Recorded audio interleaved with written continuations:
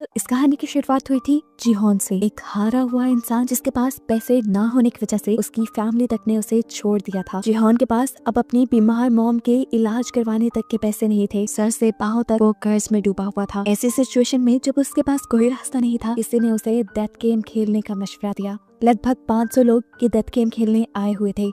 इस गेम में एक रोबोट थी, जो भी इंसान जरा से भी गलती करता था वो रोबोट उसे चुनकर मार देती थी। जीहोन ने अपनी जान बचाने के लिए, यहाँ सरवाइव करने के लिए एक बूढ़ी कैंसर पेशेंट तक को धोखा देकर अपनी जान बचाई और आखिर ये गेम जीत कर यहाँ से निकल भी गया। लेकिन उसके दिल में जो दुख बैठ गया था वो 500 में से सिर्फ एक था जो ये गेम जीत के निकला था। बाकी सारे उस गेम के दौरान मारे गए। गेम को जीतने के बाद उसके हाथ बहुत पैसे लगे थे, लेकिन उसने इन पैसों को हाथ तक नहीं लगाया क्योंकि उसे रिग्रेट था इस चीज का कि उसकी वजह से सारे लोग मरे हैं। हालांकि ये उसने गेम प्लान नहीं की थी। फिर एक दिन एक अनजान आदमी उसे हॉस्पिटल में बुलाता है। जीहोन ये देखकर हैरान परेशान कि ये वही गेम वाला बूढ़ा कैंसर पेशेंट था जो गेम में हार गया था, जिसे मार ही दिया गया होगा। लेकिन अब ये जिंदा सलामत उसके सामने था और इसके जरिए उसे घिनौनी सच्चाई ये पता चली कि लोग बस अपनी एंटरटेनमेंट के लिए यहाँ लोगों को मरवा देते थे।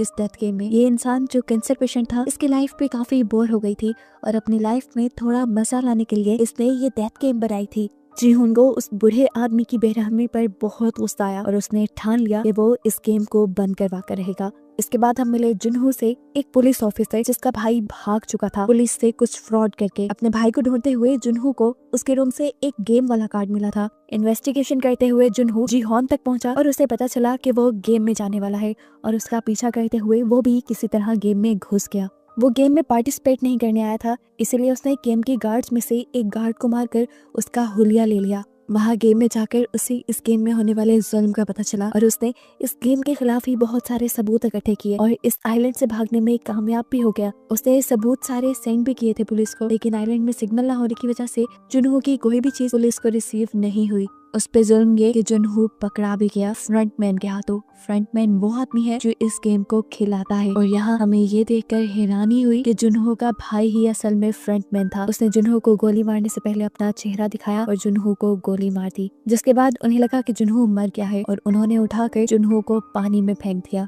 और यहाँ पहले सीजन का रिकैप खत्म होता है। नेक्स्ट सीजन की कहानी यहीं से कंटिन्यू हो रही है। सबवे स्टेशन पे हम अब जीहोन को देख रहे हैं जो अपनी बेटी से मिलने के लिए जा रहा है। सबवे स्टेशन पे उतरते ही उसकी नजरें दो आदमियों पे रुक गईं। उन दोनों में से एक आदमी वही आदमी था जिसने जीहोन को स्क्विड गेम का कार्ड दिया था। ये बात समझ गया कि अब ये लोग दोबारा एक नई गेम के लिए लोगों को इकट्ठा कर रहे हैं, लेकिन वो अब इन्हें इनके बुरे इरादों में कामयाब होने नहीं देगा। वो भागते हुए उस आदमी तक पहुंचने की कोशिश करता है, लेकिन उसने फिर भी थोड़ी देर कर दी थी। वो आदमी वहाँ से जा चुका था। जिन्होंने उस आदमी के हाथ से कार्ड ले लिया जिसको वो गेम वाला आदमी कार्ड देकर गया था और फौरन उस नंबर पे कॉल मिलाई। कॉल मिलाते ही वो फ्रंटमैन को धमकी देता है कि मैं तुम्हें तुम्हारे इरादों में कामयाब होने नहीं दूंगा, मैं इस मरतबा इस गेम को चलने नहीं दूंगा। उसकी ये धमकियां सुनकर उल्टा फ्रंटमैन ही अब उसे धमकी देने लगा था। वो उससे कहता है जाओ तुम अपनी बेटी से मिलने जाओ, इन पंगों में ना ही पड़ो तो अच्छा है। ये सुनकर वो समझ गया कि फ्रंटमैन और उसके लोग आज भी किसी तरह उसके ऊपर नजर रखे हुए थे, लेकिन अब तक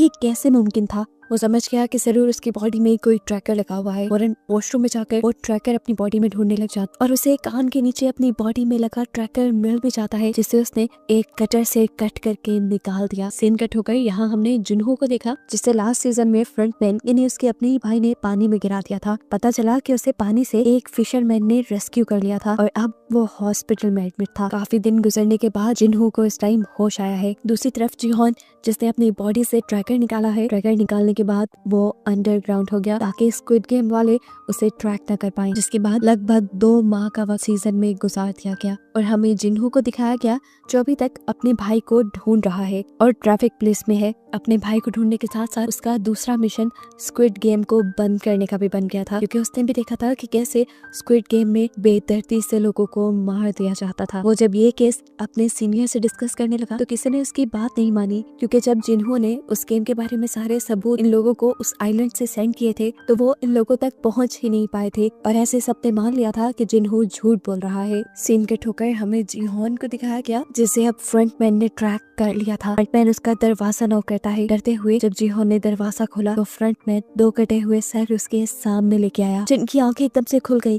और यहाँ पर जीहोन की भी आँख खुल गई और हमें पता चला ये सिर्फ उसका एक सपना था। बेकर जैसे ही वो उठा, उसके दरवाजे पे किसी ने नॉक किया। ये एक गैंगस्टर था जिससे पिछले सीजन में जीहोन ने बहुत सा कर्ज लिया हुआ था, लेकिन अब गैंगस्टर जीहोन के लिए ही काम करता था। अपने साथियों के साथ मिलकर सबवे स्टेशन पर उन लोगों को ढूंढने का जो स्क्विड गेम के लिए लोगों को मैन्युपुलेट करते हैं। अब वही टाइम आ चुका था जिस टाइम में 2 साल पहले जिन्हों को स्क्विड गेम में इंगेज किया गया था। इसीलिए अब वो गैंगस्टर को हर सबवे स्टेशन पर लड़कों को जगह जगह खड़े करने की ड्यूटी देता है, जिसके लिए उसने गैंगस्टर को 1 मिलियन यौन भी दिए थे और साथ ही ये वादा भी किया था कि अगर उन्होंने उस आदमी को किसी भी तरह ढूंढ निकाला जो स्क्विड गेम में लोगों को फंसाता रहा है और अब भी फंसा रहा है, तो जिन्हों इन्हें 1 बिलियन यौन इनाम के तौर पर भी देगा। इनाम की रकम सुनते ही गैंगस्टर का तो मुंह खुला व खुला रह गया। उसने अपने लड़कों को भी लालच दी कि जो भी उस आदमी को ढूंढेगा उसे इनाम की आधी अमाउंट मिल जाएगी। जिन्होंने ये लालच इसलिए दिया था ताकि सब लोग दिल लगाकर काम करें और अगर इस मर्तबा इन्हें वो आदमी ना मिला तो इन्हें पूरे 1 साल का और इंतजार करना पड़ जाएगा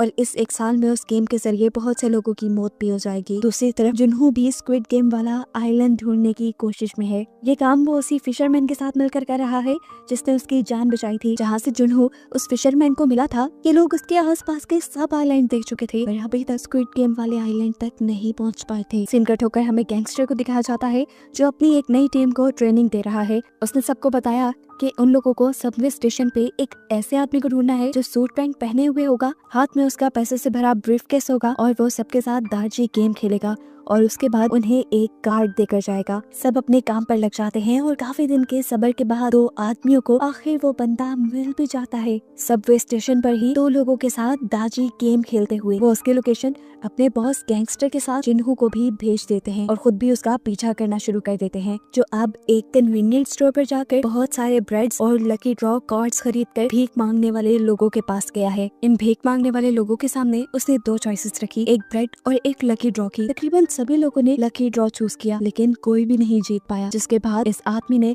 सारे ब्रेड जमीन पर रखकर उसके ऊपर चलने लग गया और लोगों से कहा, ये खाना मैंने नहीं बल्कि तुमने वेस्ट किया है, तुम सबको पैसे जीतने की लालच थी। ये आदमी इस तरह सब लोगों का माइंड तैयार कर रहा था और जज कर रहा था कि कितने लोग लालची हैं ताकि अगली मर्तबा वो इन्हें गेम में फंसा सके। खैर दिखाया जाता है कि जीहोन के लोग जहाँ पर भी उसके पीछे हैं और वो उसकी ये नई लोकेशन जीहोन को सेंड कर देते हैं। जीहोन यहाँ आने के लिए तेजी से गाड़ी चला रहा होता है तो उसे पता नहीं चलता वो एक सिग्नल तोड़ देता है और ऐसे ट्रैफिक पुलिस उसे रोक लेती है।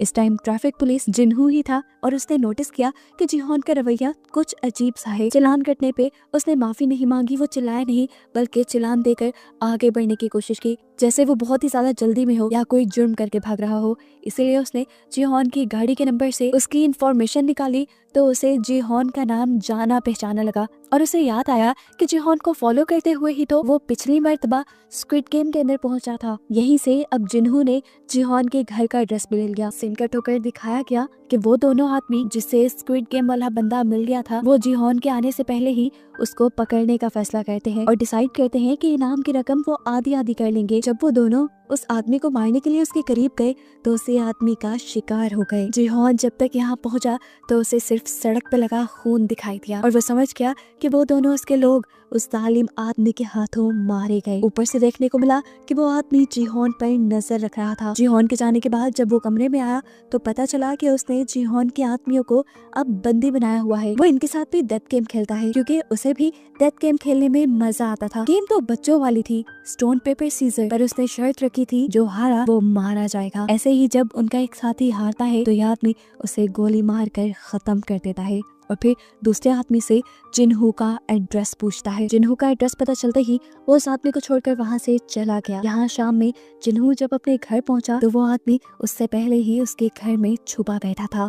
वो जीहोन को यहाँ मार भी सकता था लेकिन जैसा हमने पहले देखा कि उसे डेथ गेम पसंद है, वो अब जीहोन के साथ डेथ गेम खेलने का फैसला करता है। गेम खेलने से पहले उसने जीहोन को बताया कि मैं पहले स्क्विड गेम में डेड बॉडीज को उठाने का काम करता था लेकिन वो बहुत बोरिंग था, मुझे लोगों को खुद मारना पसंद था, इसीलिए मैंने फ्रंट पेन से अपनी जॉब चेंज करने की रिक्वेस्ट की। इसके बदले फ्रंट पेन ने पता है मुझे क्या टास्क दिया, उसने मुझे मेरे ही डैड को मारने को कहा और मैंने गन उठाकर मार दिया, जिसके बाद फ्रंट पेन ने मुझे ये गन दी और अब मैं किसी को भी मार सकता हूँ। जीहोन उसकी बातों पे ज्यादा ध्यान दिए बगैर उससे कहता है बस मुझे फ्रंट पेन का एड्रेस दो जिससे वो मिलकर इस गेम को बंद करने का प्लान रखता है। लेकिन ये बात सुनकर वो आदमी हंसने लगा और बोला, ठीक है, एक गेम खेलते हैं। ये तुम्हारे सामने एक गन है और इसमें सिर्फ एक ही बुलेट है, 5 नॉट्स इसके खाली है। बारी बारी एक दूसरे को शूट करते हैं, जो हारा वो मारा जाएगा और अगर मैं हारा तो तुम्हें मेरी पॉकेट से फ्रंटमैन का ड्रेस मिल जाएगा। जिहोन बिना डरे गेम को शुरू करते हुए उस गन को उठा चुका था, क्योंकि मरने का डर तो उसने स्क्विड गेम ने खत्म ही कर दिया था। बारी बारी उन्होंने अपने ऊपर शूट किया और चौथी बारी पर जब वो आदमी अपने ऊपर गन पॉइंट करता है तो इस मर्तबा वो खुद को शूट कर चुका है। वो खुद ही अपनी जाल में फंसकर मारा गया। जिहोन जीत गया और अब जिहोन को उसकी पॉकेट से फ्रंटमैन का एड्रेस भी मिल गया। इससे पहले कि अभी वो इस एड्रेस का कुछ करता, उसकी खराब किस्मत जिन्हू जो कि एक पुलिसमैन है जिसे दोपहर गाड़ी चलाते हुए उसके ऊपर शक हुआ था, वो उसके घर का पता चलाते हुए उसके घर तक पहुंच गया और घर पहुंचते ही उसे गन शूट होने की आवाज सुनाई दी, जिससे उसका शक सच में बदल गया कि जिहोन एक क्रिमिनल है। फौरन वो दरवाजा तोड़कर अंदर आया। जिहोन को एक किलर समझकर वो इसे टाइम उसका इनकाउंटर ही करने वाला था कि ठीक वक्त पर आकर उसे किसी आदमी ने रोक लिया। ये वही लड़का था जिसके साथ गेम खेलने के बाद ये स्क्विड गेम वाला मरा हुआ आदमी उसे अपने अड्डे पर बांध आया था। किस्मत अच्छी थी, वो बच बचाकर वहाँ से निकल आया जिहोन को सारी सच्चाई बताने के लिए। लेकिन जब तक यहाँ पहुंचा, यहाँ का तो सारा माहौल ही बदल गया था। उसने जिहोन की जान जिन्हू से बचाई और फिर जिन्हू को सारी सच्चाई बताई डेथ गेम वाली, कि कैसे इस मरे हुए आदमी ने उनके साथ भी डेथ गेम खेली और उसके एक साथी को, उसके बॉस को मार दिया। बात को आगे बढ़ाते हुए जिहोन भी अब जिन्हू को स्क्विड गेम की सारी स्टोरी बताता है कि किस तरह इस गेम में सभी लोगों को मार दिया जाता है। उसने जिन्हू से कहा, मैं बुरा नहीं हूँ, मैं बस उस गेम को रोकना चाहता हूँ ताकि और मासूमों की जान बच पाए। स्क्विड गेम के बारे में वो जिन्हू भी जानता था। जिन्हू ने यहाँ जिहोन को बताया, मैं तुम्हारा ही पीछा करते हुए उस गेम तक पहुंचा था। वहाँ मैंने जाकर गार्ड्स के सूट पहन लिए और तुमसे कई मर्तबा बात करने की भी कोशिश की, लेकिन तुम मेरे से बात नहीं कर पाई। मैं जानता हूँ उस गेम में ये लोग सबको मार देते हैं और मारने के बाद उन डेड बॉडीज के साथ क्या किया जाता है, उनके ऑर्गन्स निकाल कर बेच दिए जाते हैं। ये सब कुछ भी मैं जानता हूँ। इतनी डिटेल्स तो जिहोन को खुद भी नहीं पता थी। जिन्हू के मुंह से ये सब सुनकर उसने भी अब जिन्हू को अपने साथ मिलाने का फैसला किया और जिन्हू को अपना प्लान बताया कि वो स्क्विड गेम के सभी बनाने वालों को चुन चुन कर मार देगा। एक फ्रंटमैन है जिसे आज तक उसने नहीं देखा, वो ब्लैक मास्क पहने आता है। उसने इल नामी एक बूढ़े कैंसर पेशेंट के साथ मिलकर ये गेम बनाई है। वो उन आदमियों को मारकर इस गेम को खत्म करना चाहता है। यहाँ पर गैंगस्टर भी इन दोनों की सारी बातें सुन चुका था। वो इनसे कहता है, मैं भी तुम्हारा साथ देना चाहता हूँ, मैं उनसे बदला लेना चाहता हूँ अपने उस मासूम साथी का जो मेरा राइट हैंड था, और अब मैं पैसों के लिए नहीं बल्कि हक के लिए तुम्हारा साथ दूंगा। ये सुनकर जिहोन को भी अच्छा लगा और वो इन दोनों को अपने एक रूम में ले गया जहाँ बहुत सारे पैसे थे। ये पैसे वो स्क्विड गेम से ही जीत कर आया था और अब इन पैसों को वो स्क्विड गेम को बंद करने के लिए ही इस्तेमाल करेगा। जिहोन इन लोगों को दिखाता है कि उसने ब्लैक मार्केट से बहुत सारी गन्स भी परचेज की हुई थी और एक सीक्रेट जगह भी बनाई हुई थी उसने, जहां वो अपनी ट्रेनिंग करता था। लेकिन इतना सब काफी नहीं था, उसे लड़ाई के लिए काफी सारे और लोगों की भी जरूरत थी। जिहोन अब जिन्हू को अपनी पुलिस वाली जॉब पे छोड़ने को कहता है ताकि ये लोग अपना मिशन अच्छे से कंप्लीट कर पाए। सीन कट होकर अब हमें एक न्यू कैरेक्टर नियोल को दिखाया जाता है। ये एक गरीब लड़की है और उसकी जॉब है होटल में बनी कॉस्ट्यूम पहनकर बच्चों को खुश करने की। उसके पास रहने को कोई घर भी नहीं, वो इसी होटल की बेसमेंट में रहती है। इसी जॉब में नियोल के साथ एक छोटी बच्ची बहुत ज्यादा अटैच हो गई है जो रोज यहाँ पे विजिट किया करती थी। लेकिन अफसोस की बात है कि उस बच्ची को बोन मैरो कैंसर है और बोन मैरो ट्रांसप्लांट करवाने के लिए उसके डैड के पास ज्यादा पैसे नहीं है और अब वो बच्ची मरने वाली है। एक दिन उस बच्ची को इमरजेंसी में हॉस्पिटल एडमिट कराया जाता है, जो सुनकर नियोल भी तड़प कर उसे हॉस्पिटल में देखने के लिए जाती है। इस बच्ची की मदद करना चाहती है लेकिन उसके पास तो खुद तक के लिए पैसे नहीं। इस बच्ची को क्या बचाएगी वो। रात होने पर हम नियोल को दोबारा पार्किंग में देखते हैं जहाँ पर 2 लोग आकर उसे स्क्विड गेम का कार्ड दे गए। सीन कट होकर हमें जिन्हू को दिखाया जाता है जो अपनी मॉम के साथ बैठा था और उसकी मॉम बहुत ज्यादा उदास थी क्योंकि वो जिन्हू के भाई के आने का इंतजार कर रही है। जिन्हू जानता है कि वो कभी नहीं आएगा, जिस काम में वो पड़ा हुआ है वो घर नहीं आएगा। लेकिन ये सब सुनने के बाद भी जब उसकी मॉम को तसल्ली नहीं मिलती तो एक और मर्तबा वो अपने भाई को ढूंढने का फैसला करता है। सीन कट होकर अब फाइनली दोबारा से हम जिहोन को देखते हैं जो इस टाइम अपनी दांतों का ऑपरेशन करवा रहा है। अपना एक दांत निकलवाने के बाद उसने अपने मुंह में एक नकली दांत फिक्स करवाया है जिसके अंदर ट्रैकर लगा हुआ है। असल में कल को वो फ्रंटमैन से मिलने वाला है, इसीलिए उसे बहुत ही ध्यान से हर काम करना होगा। ये लोग फ्रंटमैन को भी पकड़ना चाहते हैं और फ्रंटमैन के बाद इस घिनौनी गेम के सारे हिस्सेदारों को भी पकड़ना चाहते हैं। पता चला है कि वो गैंगस्टर जो इनके ग्रुप में है वो अपने लिंक्स से बड़े बड़े कमांडोज को इनके ग्रुप में शामिल कर चुका है। इन कमांडोज के लिए कुछ भी सही गलत नहीं, ये लोग पैसे के लिए सब काम करते हैं। यहाँ हमें पता चला कि न्यूयॉल को भी वो स्क्विड गेम वाले लेके जा रहे थे। न्यूयॉल उनके साथ चली जाती है, लेकिन देखने को मिला कि उसे गेमर के तौर पे नहीं बल्कि सिक्योरिटी गार्ड के तौर पे हायर किया गया था। अब जिन्हों फाइनली जीहॉन को लेकर उस एड्रेस पे आ गया है जो उस आदमी की जेब से इन्हें फ्रंटमैन का मिला था। ये एक क्लब का एड्रेस था। जिन्हों अंदर जाने से मना कर देता है क्योंकि उस आइलैंड पर फ्रंटमैन ने जिन्हों को देख लिया था और अंदर जाने पे वो पहचाना भी जा सकता है और इनका मिशन फेल भी हो सकता है। इन दोनों ने अब जिन्हों को छोड़कर अंदर जाने का फैसला किया कि लोग जैसे ही अंदर गए तो बाहर जिन्हों ने नोटिस किया कि 2 गार्ड्स जो कि स्क्विड गेम वाले यूनिफॉर्म पहने हुए हैं वो इस पार्टी के अंदर गए हैं और इससे वो समझ गया कि अभी तक फ्रंटमैन अंदर नहीं आया, शायद ये दोनों अंदर की सिक्योरिटी चेक करने के लिए आए हैं। अब यही बात कि फ्रंटमैन अंदर नहीं है जिन्हों अपने साथियों को बताना चाहता था, लेकिन अंदर जाने पर उसने देखा कि जीहॉन को फ्रंटमैन के लोग दूसरे दरवाजे से कहीं ले जा चुके हैं। जीहॉन के मुंह में लगे ट्रैकर की मदद से इन लोगों ने उस गाड़ी को ट्रैक कर लिया जिसके अंदर वो लोग जीहॉन को ले गए थे। जिन्हों और उसके बाकी साथी उस गाड़ी का पीछा करने लगे और सही वक्त देखकर वो उस गाड़ी पर हमला करके वहां से फ्रंटमैन को किडनैप करना चाहते थे, लेकिन फ्रंटमैन तो उस गाड़ी में था ही नहीं। इस गाड़ी में लगे हुए एक डिवाइस की मदद से फ्रंटमैन जीहॉन से बातें कर रहा था और ट्रैकर में आने वाली आवाजों से जिन्हों और उसके लोगों को लग रहा था कि फ्रंटमैन उसी गाड़ी में है। ये बात वो ठीक तरह से अपने साथियों को बता भी नहीं पाया कि गाड़ी के अंदर फ्रंटमैन नहीं है। वो कॉल के जरिए ही फ्रंटमैन से बात करते हुए उसे किसी तरह मनाने की कोशिश करता है कि तुम इस गेम को बंद कर दो, मासूमों की जानें लेना बंद करो। जिसपे फ्रंटमैन ने उसे कहा, मैं जबरदस्ती किसी को इस गेम में इन्वॉल्व नहीं करता, सब खुद पैसे की लालच में आते हैं। फ्रंटमैन ने बड़ी ढिठाई से बोला, मैं तो एक सोशल वर्क कर रहा हूँ। जो सुनकर अब जीहॉन को गुस्सा आ गया और उसने बोला, तुम्हारे काम को कैसे सोशल वर्क कहा जा सकता है? तुम तो लोगों की मजबूरियों का फायदा उठाकर उन्हें मार देते हो। जो सुनकर फ्रंटमैन हंसने लगा और बोला, अरे मेरी बात सुनो, जो लोग इस गेम खेलने के लिए मानते हैं वो पहले से ही लाइफ में हार चुके होते हैं इस दुनिया के लिए, बस वो किसी गन से ज्यादा नहीं। और बस मैं उस गन को खत्म कर रहा हूँ और उससे बाकी लोग इंटरटेन हो रहे हैं, इसमें बुराई क्या है? दूसरी तरफ इस गाड़ी से बाहर हमें दिखाया जाता है कि फ्रंटमैन के स्नाइपर जिन्हों और उसके सभी साथियों की गाड़ियां पंचर कर चुके थे ताकि वो लोग आगे उसे फॉलो ना कर पाए। इस चीज को जानते हुए जीहॉन भी इस गाड़ी से निकलने के लिए यहाँ ड्राइवर को शूट करने की कोशिश करता है, लेकिन उसे पता चला कि ये पूरी गाड़ी बुलेट प्रूफ है। साथ ही ड्राइवर ने भी बुलेट प्रूफ कपड़े पहने हुए हैं और वो अब इस गाड़ी में फंस चुका है। ये देखते हुए जीहॉन वापस बैठ गया और अब उसके दिमाग में एक नई खिचड़ी बनने लगी। पता नहीं क्या सोचकर उसने फ्रंटमैन से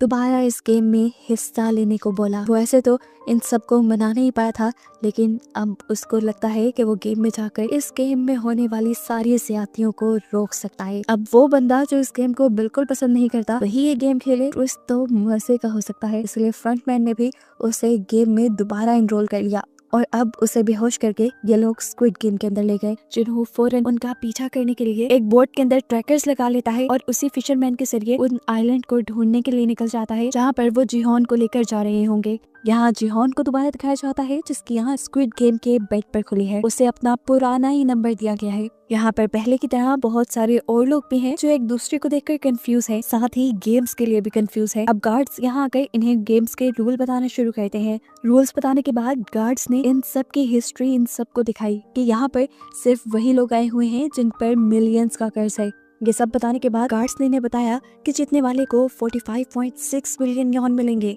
इस गेम के पूरे 6 राउंड होंगे। एक दिन में 1 राउंड खेला जाएगा और हर गेम के बाद वोटिंग भी होगी क्या इन्होंने ये गेम कंटिन्यू रखना है या नहीं। और अगर ये लोग गेम बंद करने का डिसाइड करते हैं तो सभी प्लेयर्स को जीते हुए पैसे डिवाइड करके दे दिए जाएंगे। ये एक नया रूल था। जीहॉन जान गया कि ये उसी की वजह से डाला गया है। आगे बढ़कर सबने कॉन्ट्रैक्ट साइन कर लिया। जीहॉन ने देखा तकरीबन सभी रूल्स पुराने थे, बस कुछ एक आध नए थे। इसके बाद यहाँ एक एक करके सभी प्लेयर के पिक्चर्स ली गई। इस गेम को खेलने यहाँ पर कोरिया का एक फेमस रैपर भी आया हुआ था जिसे देखकर सब हैरान थे। उसके साथ पिक्चर भी बनवाना चाहते थे। उसने सबसे वादा किया कि यहाँ से बाहर जाते ही वो सबको एक एक पिक्चर देगा। यहाँ देखने को मिला कि जीहॉन का एक दोस्त भी यहाँ आया हुआ था और ये लोग तकरीबन 3 साल बाद मिल रहे थे। जिहोन के गायब होने की वजह से उसका दोस्त उससे बहुत ज्यादा नाराज था। तब जिहोन उससे कहता है, मैं बाहर जाकर तुम्हें सब सच बता दूंगा, तुम इस जगह गलत आ गए हो, तुम्हें नहीं आना चाहिए था, और अब अगर तुम्हें अपनी जान प्यारी है तो जिस तरह मैं कहूँ तुम्हें उस तरह ही करना है। खैर अब गेम भी शुरू होने वाली थी। सभी लोग बाहर ग्राउंड पे आ गए। ये पुराना ही ग्राउंड था। जिहोन समझ गया कि ये गेम भी पुराने वाली ही है। सीन कट होकर अब हमें जिन्हो को दिखाया गया जो जिहोन का ट्रैकर ट्रैक करते हुए आइलैंड तक पहुंच भी गया है, लेकिन यहाँ उन्हें कोई ऐसी फैसिलिटी नहीं मिली जिसमें गेम खेली जा रही हो। ट्रैकर को ट्रैक करते हुए ये लोग एक